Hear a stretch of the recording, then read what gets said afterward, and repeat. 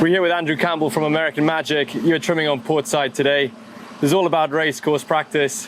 What were the specific focuses out on the track? Yeah, no, we wanted to try and get out there and put our marks down on the racetrack early, and you kind of have to right now. You saw the Swiss are out there kind of alongside. At times, the racetracks are right on top of each other, so we're all trying to get as much time as we can in on that racetrack we're going to be seeing in a couple months' time.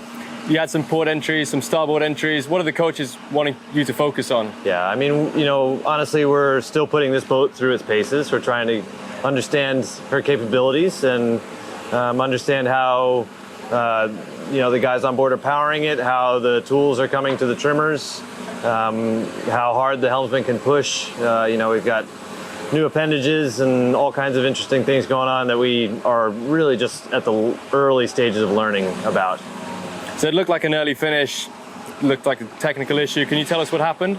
Yeah, I mean, we push these boats to what we think is the limit every day, and just as often we go just beyond it. So it's important to know what the limits are and see them. The reality is that these boats are made to go around the track for that 25 or 30-minute race. And so when we start to push it over hours and hours and hours of the day, yeah, we start to see some of those limitations creep in.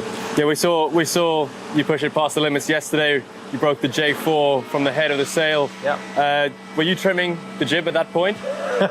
You're trying to point fingers, trying to place blame. I won't throw anybody under the bus. We're all responsible for trimming the jib, making sure it fits all right. Like I said, we're pushing all these things to the limit, and that includes, making sure these jibs are right for their breeze range and not much more. And now that you've looked at the footage and the data, can you tell us exactly what happened yesterday? We probably pulled the luff of the jib a little too hard. Was that predicted that it would break at that sort of load? Probably about right.